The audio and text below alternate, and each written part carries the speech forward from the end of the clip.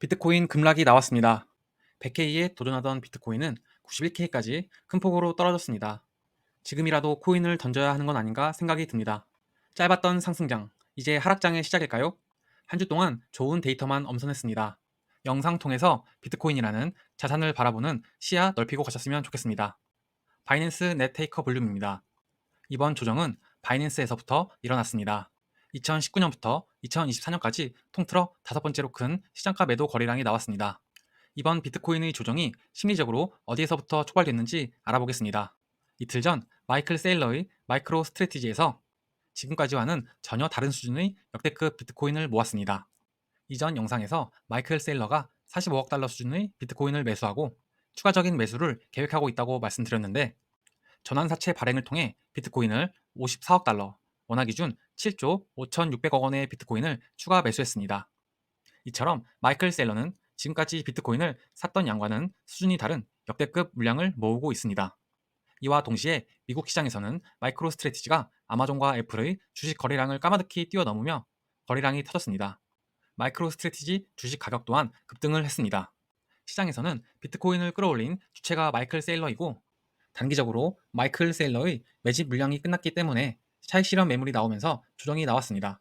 일부에서는 마이크로 스트래티지가 블랙 프라이데이에 이루어지는 QQQ ETF 리밸런싱을 앞두고 비트코인 매수에 더욱 적극적인 모습을 보이고 있다고 추측하고 있습니다. 비트코인 월간 수익률 데이터입니다. 우리는 체감상 비트코인이 많이 하락한 것 같지만 사실 9월, 10월, 11월 여전히 비트코인은 크게 상승 중에 있습니다. 11월 현재 32%의 상승을 이어가고 있습니다. 그럼 우리는 지금 어디쯤에 와 있는지 온체인 데이터를 통해 살펴보도록 하겠습니다. 2017년과 2020년 리얼라이즈드 캡으로 비교했을 때 첫 번째 상단 가격은 141K입니다. 2020년의 경우 첫 상승에서 바로 상단에 도달했으며 2017년의 경우는 마지막 최고점에서야 상단 가격을 넘어선 것을 볼 수 있습니다. 이전 영상을 통해 제가 만든 데이터 기준으로는 12월 달에 평균 100K에서 135K 정도의 상승이 있을 것이라고 말씀드렸습니다. 그럼 이 자료처럼 계속해서 상승만 있을까요? 과거 상승장 때에는 어떤 조정이 나왔었는지 살펴보겠습니다. 2021년도 상승장에서는 25% 이상의 조정이 3번이나 있었고 10% 이상 하락하는 조정은 빈번했습니다.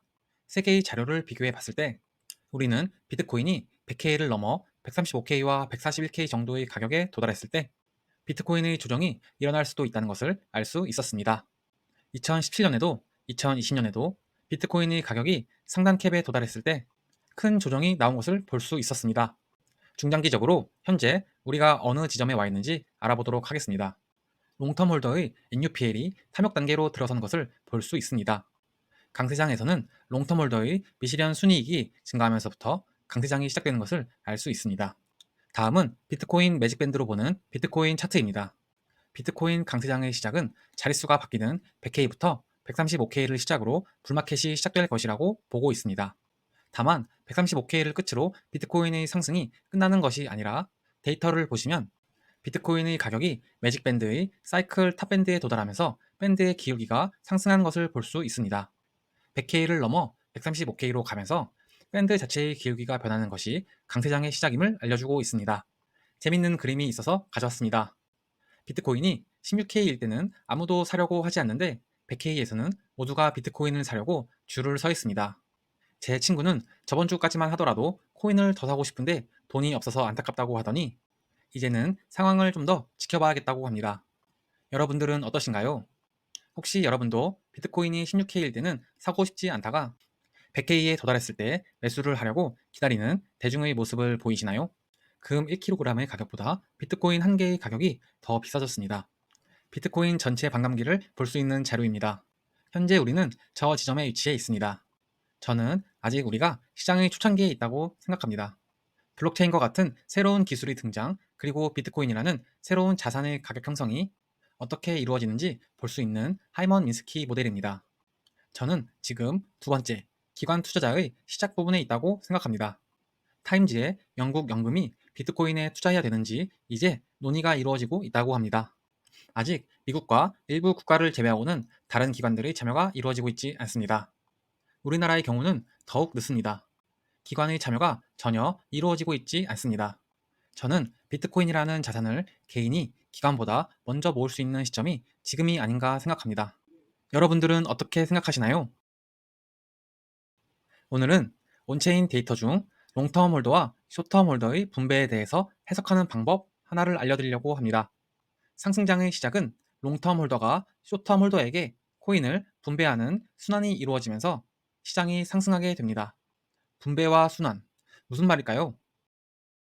도지코인을 예를 들어서 설명드리겠습니다.